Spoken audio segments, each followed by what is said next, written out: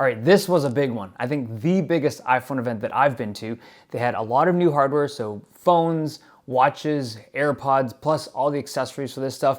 There were a lot of people at this event, but I spent as much time as I could with these devices before I got kicked out from that space.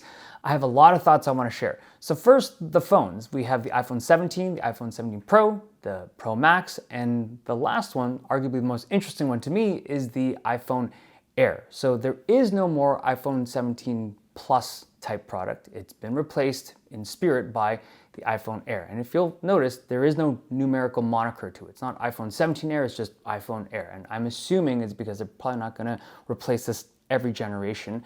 But this product has a big screen, like you would expect because it's replacing a Plus product. And this is a ProMotion 120 Hertz screen. But this device is very thin and very light. It does have a titanium frame and ceramic glass to keep it as rigid and as strong as possible. We'll see how that holds up over time, but this is a remarkably thin and light iPhone. It has similar vibes to the S25 Edge product that we saw a few months back, but that device, it's got a very sharp edge, just because it's got very pronounced squarish edges, right? The S25 Edge product from Samsung. But the iPhone Air has rounded edges and it feels very different in hand. It actually feels much more comfortable to hold. Not that, phone comfort is all that important, but it is something I noticed like right off the rip.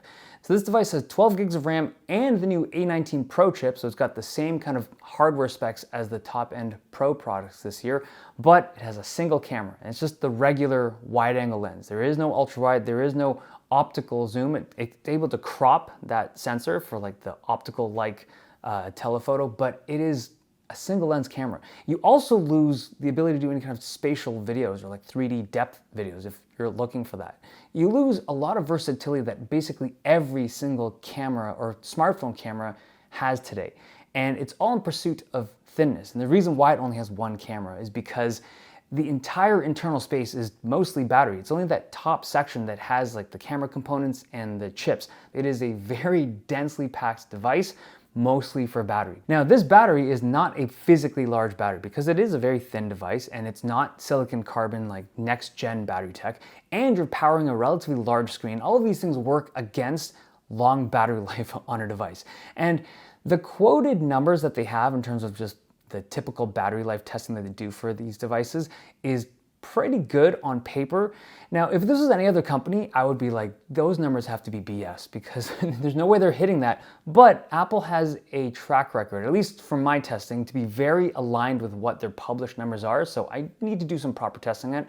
It's not like long battery life, but it is way longer than I would expect considering how thin this device is. There is a new low profile battery pack. It's fairly big, it's very flat, and it's got like a rounded design compared to the previous generation, and it also uses USB-C charging. But this pack, every device that I tried to connect up to it did not fit nicely except for the iPhone Air. So I tried it on a 16 Pro Max, I tried it on a 16, I even tried it with the new iPhone 17 Pro devices.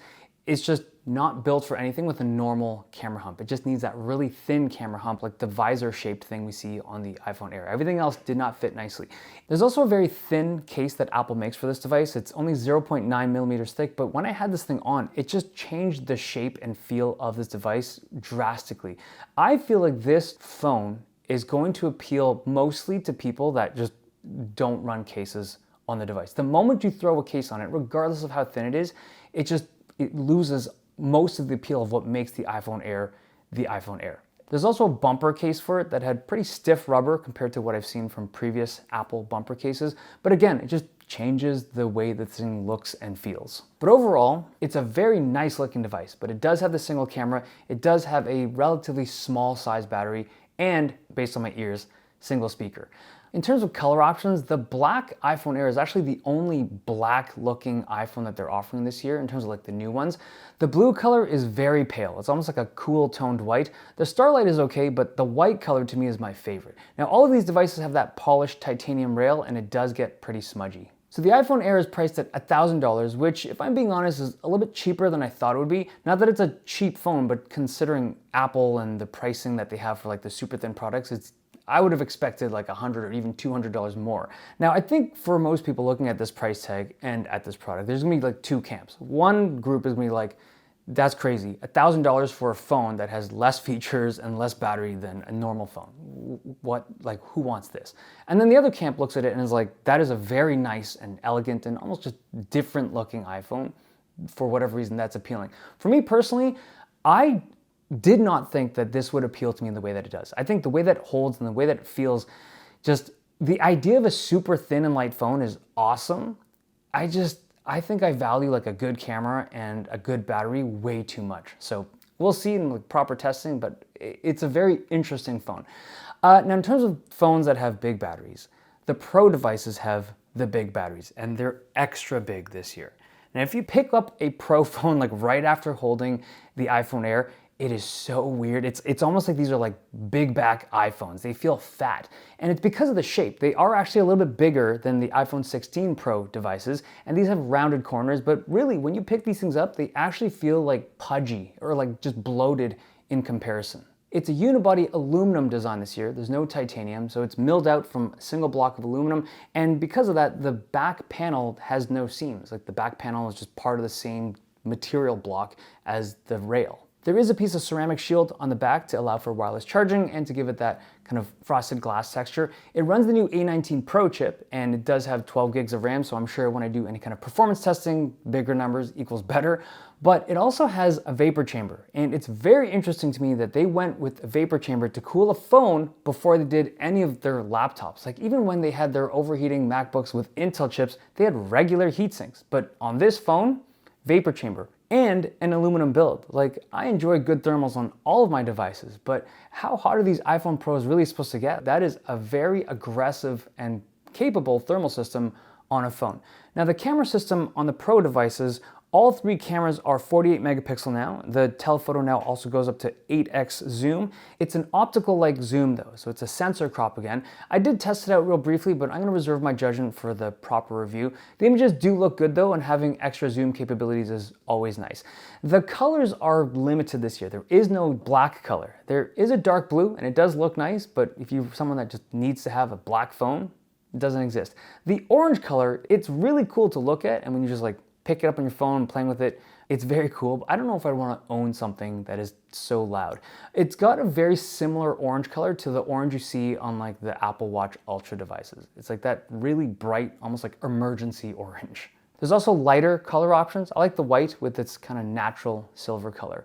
Last but not least, the regular iPhone 17. So the biggest change for the regular iPhone 17 is the inclusion, finally, of a 120 Hz ProMotion panel. It's finally here. So it's only the iPhone 16e that doesn't have a ProMotion panel at this point. It has 8 gigs of RAM and it uses an A19 chip, so not the Pro chip, so everything's just a little bit kind of tuned down in terms of performance, but 120 Hz panel and a significantly bigger battery. Now the rear camera is still arranged vertically.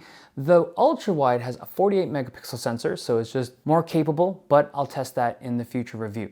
Now the front facing camera for all 4 of these devices have a new square sensor that allows you to change the aspect ratio and zoom in and out a little bit with just a button tap. You don't need to rotate the phone to be able to go into landscape. And also because it's got that big sensor, it's able to do the center stage stuff that we've seen on the MacBooks and the iPads. It's just a way more versatile front-facing camera than before. Pricing on the base model is the same as the previous generation, but it now has more storage at that base. It's now 256 gigs, which I think is like a nice thing, all things considered.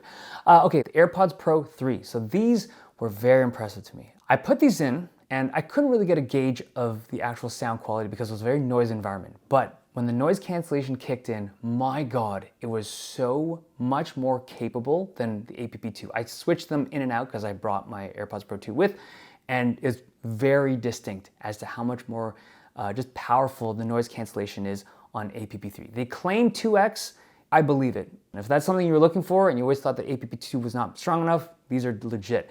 Now, the other thing that was interesting are the tips. So these now use what they describe as foam-infused silicon. And at first I thought it'd be like a Comply foam tip where you like squish them in and stick them in your ear. It's not that. It actually feels very much like silicone still. It's just a squishier silicone. And when you put it in your ear, it does feel different. So the buds themselves sit out a little bit further of your ear than the old ones did.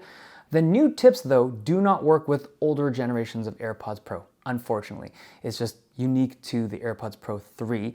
And it does have a heart rate sensor, which I imagine for most people that care about fitness, like they already have some kind of fitness tracker that does it. There are some cases where having it in the bud is just a better, like if you use machines that you want to be able to transmit it, you don't want to wear a watch. There's like various cases, but I think for most people, the heart rate sensor is just going to be like a redundant feature. And nice to have, but they didn't jack up the price on this thing. It's still $249. Last thing real quick, Apple Watches. So Watch Ultra 3 has a slightly bigger screen than before, like the bezel on the edge is a little bit thinner. But the most interesting thing to me is the new capability for the heart rate sensors to be able to get a read on blood pressure. So it's not meant to be like, hey, what's my blood pressure? Check it.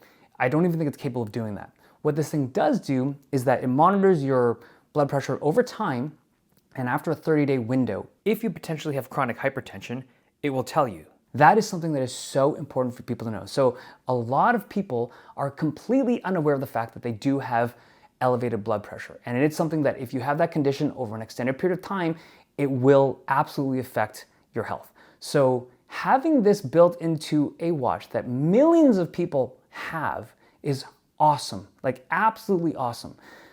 We don't know how accurate this stuff really is, and I think it's still waiting for approval, but the idea of it is very well done. Now, this is not the first time we've seen this. Samsung has blood pressure capabilities on their watches, but they do need a secondary device to be able to calibrate that thing regularly, and it's just not something that a lot of people are willing and capable of doing.